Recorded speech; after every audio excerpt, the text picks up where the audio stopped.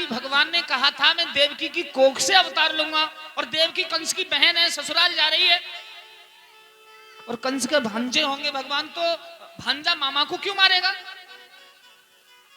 लेकिन बीच जंगल में रथ पहुंचा और आकाशवाणी देवताओं ने ऊपर से की, पृथ्वीग्रणम कंसमाभ्यासीरबाकः आस्यातृष्टमो गर्भो हतन्या वैसे बुद्धा। हे कंस, जिस बहन को ससुराल पहुंचाने जा रहा है उसी का 8वां पुत्र तेरा काल होगा, काल होगा, काल होगा, जो तुझे मारेगा। कंस कहने लगा तू कौन बोल रहा है, दोबारा बोल। फिर आकाशवाणी हुई, कंस जिस बहन को ससुराल लेके जा रहा है उसी का 8वां पुत्र तेरा काल होगा, काल। देवकी के बालों को पकड़ा,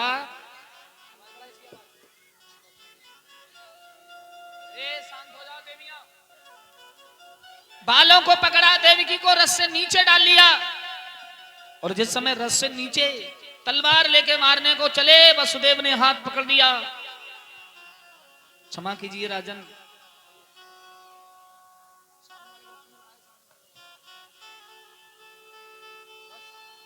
कह दिया महाराज क्षमा कीजिए, देवकी तुम्हारा काल नहीं, तुम्हारी जो काल है होने वाली संतान, और मैं वादा करता हूं जो जो संतान होगी उसे हम तुम्हें सौंपते जाएंगे। पर कंस को विश्वास नहीं हुआ, कंस ने अपनी बहन देवकी को लिया, रथ वापस किया, वसुदेव देवकी को हाथों में हथकड़ियां पैरों में बेड़ियां डाल के जेल खाने में बंद कर दिया। बोलिए आनंद कंद भगवान की। हमारा और आपका जो जीवन है ना, एक शीशे की तरह है। दर्पण नहीं देखते हो, उस शीशे में कैसा चेहरा दिखता है, और उस शीशा में चेहरा देखते ही देखते अगर उस शीशा को छोड़ दिया जाए तो एकदम टूट जाएगा, और जब टूट जाएगा तो अनेकों चेहरे भी टूटे टूटे नजर आएंगे। एक साधारण किसान परिवार था, एक साधारण किसान परिवार, कभी जीवन में बेचारा मेला नहीं गया। एक दिन मन में विचार आया चलो आज मेला जाते। उसके पास 2 रुपए ही मात्र, और 2 रुपए लेकर के वो किसान मेला में घूमने लगा। लेकिन एक जगह शीशे बिक रहे थे, उन्होंने देखा शीशे में, आहा ये तो भाई साहब हैं। किसान बोला भाई साहब बड़े अच्छे, इन भाई साहब का क्या मोल है। दुकानदार कहने लगा चाहे कोई शीशा समझ के ले जाओ, राजू हट जाओ, रख दो इन्हें।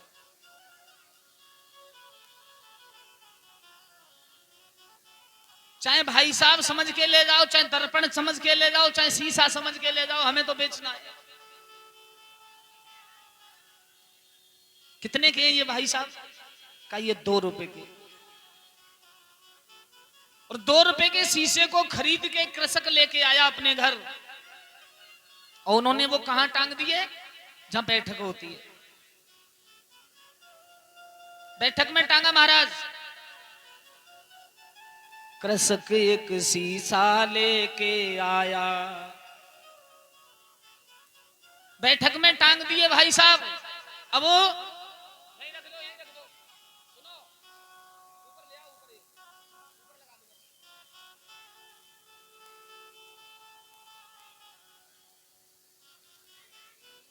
उस शीशे को बैठक में टांग दिया महाराज। बैठक पर बहुत कम समय दिया करते थे वो। अब क्या है, जब कम समय दिया करते थे तब, अब तो शाम को 3 टाइम जाते हैं, और 3 टाइम जाके थे भाई साहब ठीक हो, तो शीशा में भी वही प्रतिमा आवासी आती।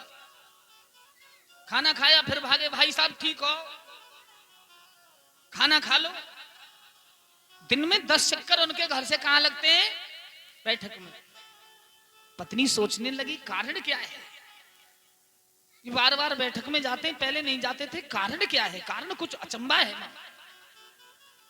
तो वे खेत में काम करने चले गए, पत्नी जब बैठक में गई और जैसे शीशे पे नजर गई और अपनी प्रतिमा को देखा, बोला आहा ये चुड़ैल है घर में। अब समझ गई ये बात है बार बार आने का कारण, इसका मतलब हमारे घर में दूसरी हमारी सोच आ चुकी है। पत्नी ने उंगली दिखाई, तू क्यों आई? तो अंदर से भी उंगली, तू क्या? आग बबूली हो गई महाराज। और घर जाके सास से कहने लगी, देख लो अपने बेटा की करतूत है। अरे क्या हुआ?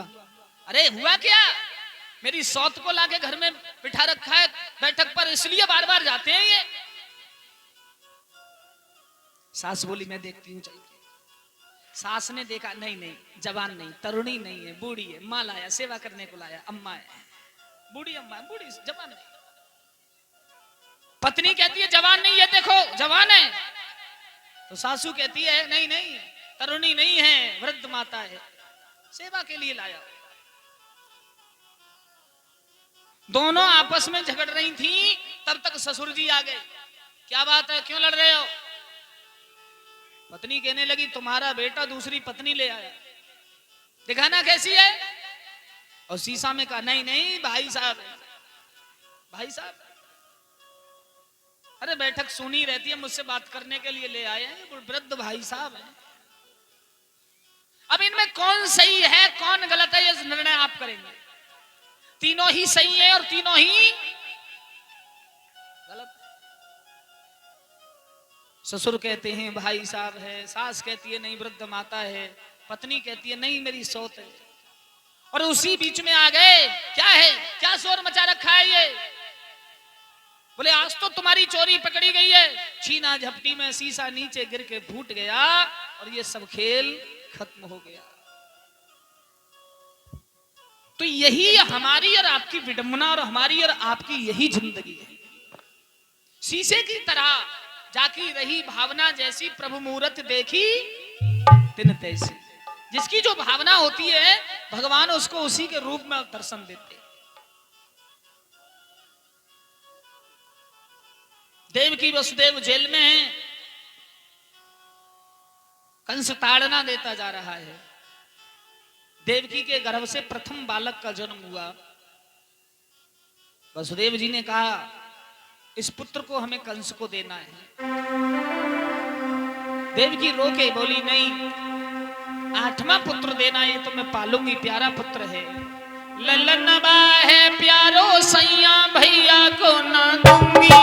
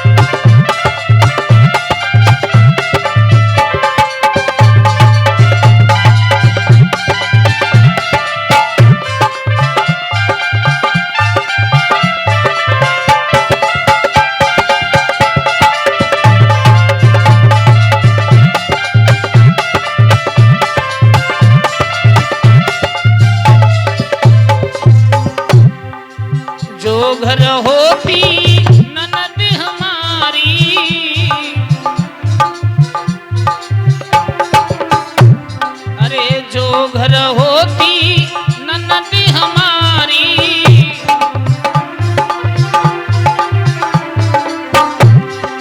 ननदुल को देती पर मैं भैया को ना दूंगी, ललनवा है।